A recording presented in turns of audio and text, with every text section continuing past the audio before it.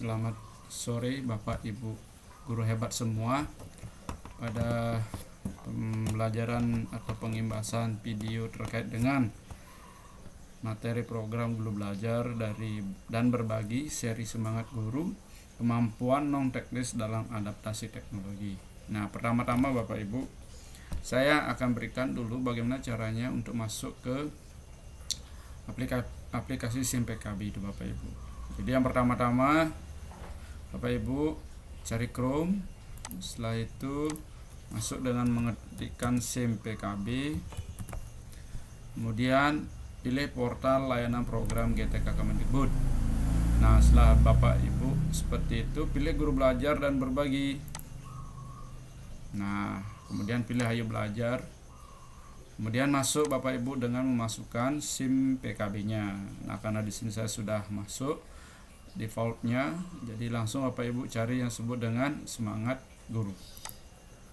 Nah, di sini akan muncul sudah pendaftaran. Nah, karena di sini pendaftaran sudah diakhiri, jadi ini langsung ke pengimbasan saja Bapak Ibu. Jadi itu tutorial yang pertama dulu untuk masuk ke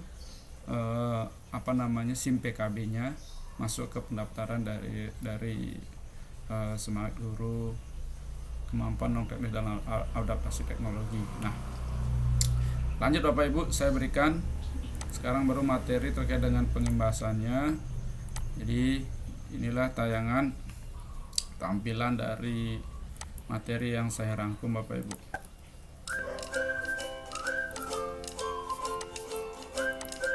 Oke, materi program Guru Belajar dan Berbagi seri Semangat Guru, kemampuan non teknis dalam adaptasi teknologi. Jadi perkenalkan, nama saya Ikut Pasuk Markanda Eka Juniawan.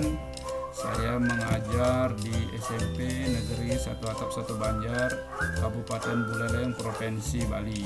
Mata pelajaran yang saya ampuh di sini adalah matematika Bapak Ibu.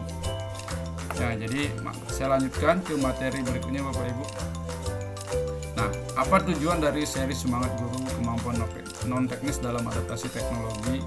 Yaitu yang pertama di sini resiliensi atau tangguh dan teknologi. Kedua, critical thinking atau berpikir kritis dan teknologi. Yang ketiga, creativity, konten dan teknis penceritaan. Yang keempat, communication atau komunikasi efektif. Yang kelima, empowered teacher atau penerapan kelas campuran. Dan yang keenam, collaboration atau kolaborasi dan dampaknya. Mari kita bahas satu persatu Bapak Ibu. Oke, materi pertama adalah resilience atau tangguh dan teknologi. Nah, apa sih pengertian dari resiliensi itu Bapak Ibu? Jadi resiliensi itu adalah kemampuan untuk pulih dan bangkit saat mengalami sesuatu yang tidak sesuai hati atau kemampuan untuk bangkit, atau sering disebut untuk kemampuan untuk bangkit kembali Bapak Ibu. Nah, salah satu langkah pertama dalam membangun resiliensi adalah mengakui situasi dan perasaan kita atau Anda. Dari sana kita atau Anda dapat mengembangkan strategi untuk membantu Anda dalam menghadapi situasi yang tidak direncanakan ketika muncul kembali. Menyadari hal-hal tidak selalu berjalan sesuai rencana akan membantu Anda mengatasi rintangan. Nah, belajar untuk menghadapi hal-hal yang tak terduga secara langsung dan melihatnya sebagai tempat belajar dan bertumbuh. Jika sesuatu muncul dan tidak Anda rencanakan sebelumnya, maka Anda tidak akan melupakannya. Kita tidak akan cakap dalam segala hal. Akui kekuatan dan pencapaian Anda dan pandangan kesulitan serta tantangan sebagai cara untuk berkembang lebih jauh. Ini akan membantu Anda untuk membangun optimisme. Itu materi pertama Bapak Ibu. Kita lanjut ke materi kedua, yaitu critical thinking atau berpikir kritis dan teknologi. Apa sih pengertian dari critical thinking Bapak Ibu? Nah, di sini saya kutip critical thinking dari criticalthinking.org bahwa berpikir kritis itu sebagai proses berpikir, observasi, refleksi, menalar yang disiplin, mahir, dan aktif dalam membuat konsep dari menerapkan, menganalisis, mensintesis, dan atau mengevaluasi informasi. Nah, menurut Prof. Dr. Bagus Takwin mendefinisikan berpikir kritis sebagai keterampilan seseorang dengan akurat memutuskan sikapnya terhadap suatu informasi, setuju, tunda, atau tidak setuju. Nah, setiap orang mampu berpikir kritis, namun demikian untuk menjadi keterampilan berpikir kritis harus dipraktikkan setiap saat. Semakin dilatih, semakin akurat, dan akhirnya akan semakin menjadi insting, Bapak Ibu. Apa kaitannya pembelajaran dengan teknologi? Nah, teknologi adalah mitra yang tepat untuk mempraktikkan berpikir kritis. Perhatikan fitur apa dalam aplikasi yang Anda gunakan yang dapat digunakan untuk mendemonstrasikan berpikir kritis. Pastikan murid mempraktikkan. Saya sadar, saya berpikir di berbagai kesempatan murid menggunakan teknologi. Ketika tanya jawab di video meeting, ketika menyusun materi presentasi, ketika diskusi online di chat group, ketika memberikan komentar di LMS, dan lain-lain. Nah, materi yang ketiga Bapak Ibu, jadi creativity atau konten dan teknik. Nah, pengertian dari kemampuan bercerita. Kesanggupan atau kekuatan yang dimiliki oleh individu untuk menyampaikan gagasan atau ide secara lisan maupun tulisan yang mengisahkan tentang perbuatan, pengamalan, atau kejadian.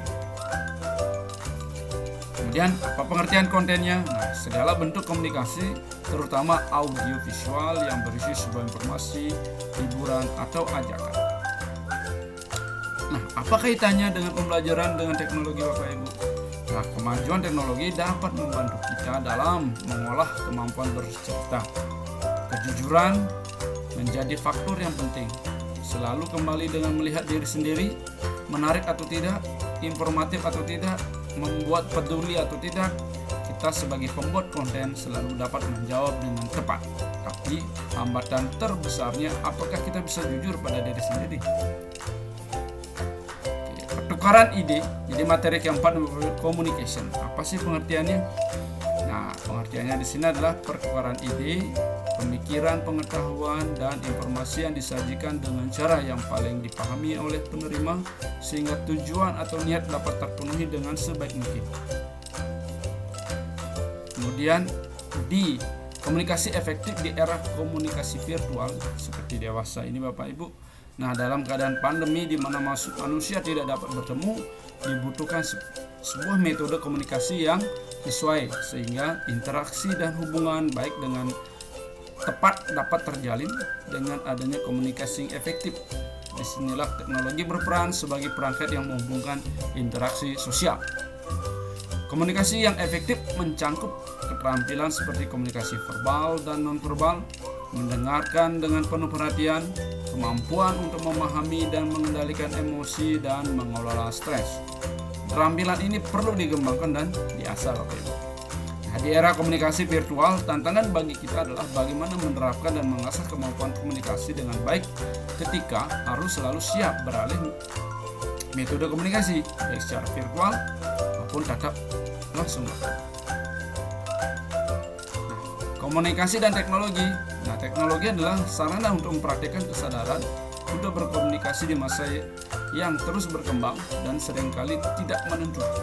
Teknologi adalah alat untuk menguji ketangguhan kita untuk terus memperbaiki metode komunikasi yang dibutuhkan.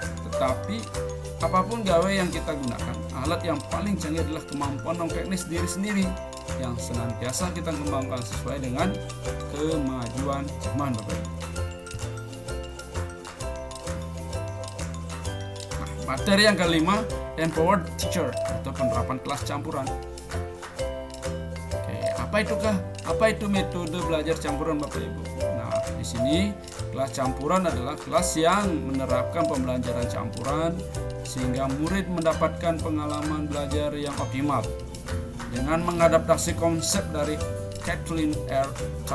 Tucker dan DKK 2017, maka Bukik Setiawan 2021 mendefinisikan pembelajaran campuran atau disebut dengan blended learning sebagai program pendidikan yang memfasilitasi murid belajar dengan memenuhi 4 cara ini, yaitu yang pertama, setidaknya mengikuti pembelajaran asinkron yang memungkinkan murid merdeka mengatur waktu, tempat, alur, dan tempo belajar.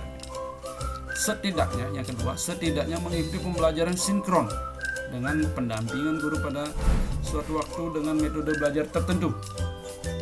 Yang ketiga, menghubungkan beragam modalitas program atau mata pelajaran menjadi suatu pengalaman belajar terintegrasi.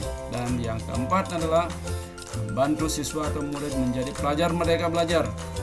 Komitmen pada tujuan mandiri pada cara reflektif dalam mencapai sasaran belajar yang disepakatinya. Ini sesuai dengan konsep merdeka belajar, Bapak Ibu. Apa saja yang dipelajari pada sesi di kelima ini, Bapak Ibu? Jadi ada beberapa hal yang akan kita pelajari tentang pendalaman campuran untuk menerobos tantangan pandemi COVID-19 ini. Jadi yang pertama, pembelajaran pada level yang tepat atau teaching at the right level, pembelajaran yang fleksibel, dan pembelajaran abad ke-21. Nah, ini yang materi yang keenam, Bapak Ibu, collaboration atau kolaborasi dan dampaknya. Oke, ranah kolaboratif. Jadi kolaborasi nampaknya sudah menjadi kata serapan yang terambil dari bahasa Inggris collaboration yang sering diartikan sebagai kerjasama. Namun ada kata lain dalam bahasa Inggris yang juga diartikan sebagai kerjasama, yaitu cooperation atau kooperasi. Menurut para ahli ada sedikit perbedaan makna antara collaboration dengan cooperation. Sebagai dilansir dalam portal IB UNESCO dikatakan, sometimes cooperative and collaboration learning are used interchangeably, but cooperative work usually involves dividing work among the team member, which collaboration work means all the team member tackle the problem together and coordinate effort. Nah, walaupun istilah kooperasi dan kooperasi sering digunakan secara bergantian, namun kooperasi terhadap pembagian tugas yang jelas antara anggota atau tim, sedangkan kolaborasi seluruh anggota tim lebur menyelesaikan pekerjaan bersama. Jadi di sanalah letak perbedaannya, Bapak Ibu. Nah, keterampilan kolaborasi menjadi salah satu dari 4 keterampilan abad 21 yang dirumuskan UNESCO yang dikenal dengan sebutan 4C, yang mencakup critical thinking, communication, creativity, dan collaboration. Masih menurut portal IB.UNESCO, collaborative learning as a relationship among linear that express positive interdependence, individual accountability, and interpersonal skill. Jadi pembelajaran kolaborasi merupakan suatu hubungan antara siswa yang menumbuhkan sikap saling ketergantungan secara positif, menunjukkan sikap tanggung jawab setiap individu, serta keterampilan komunikasi interpersonal. Pembelajaran kolaboratif merupakan sebuah proses di mana peserta didik pada berbagai tingkat kemampuan atau kinerja bekerja sama dalam kelompok kecil menuju tujuan bersama. Ini adalah pembelajaran dengan pendekatan berpusat pada peserta didik, berasal dari teori pembelajaran sosial serta perspektif sosio-konstruktivis tentang pembelajaran. Nah, dari beberapa materi yang sudah disampaikan di sana dapat ditarik atau perlunya pembelajaran kolaborasi antara lain. Yang pertama, kolaborasi saat ini merupakan suatu keniscayaan sehingga siswa harus dibekali kemampuan kolaborasi sejak dini.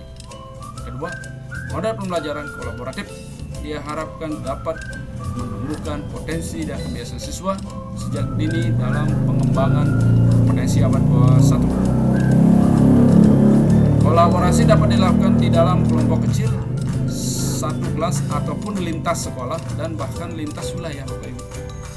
IKA, Teknologi Informasi dan Komunikasi, memberikan kemungkinan bagi guru dan siswa untuk melakukan kolaborasi lintas batas ruang kelas, batas geografis, dan bahkan batas negara. Karena demikian, luasnya dimensi kolaborasi, maka pembelajaran kolaborasi perlu dilakukan secara cermat, tepat guna, dan memberikan nilai tambah yang optimal sesuai dengan kebutuhan. Nah, jadi itu materi terkait dengan pengembasan pada seri Semangat Guru Kemampuan Non Teknis dalam Adaptasi Teknologi. Semoga apa yang tersaji dalam tayangan ini bisa bermanfaat untuk kita semua. Sekian dan terima kasih. Selamat sore Bapak Ibu. Salam sejahtera, salam sehat selalu. Terima kasih.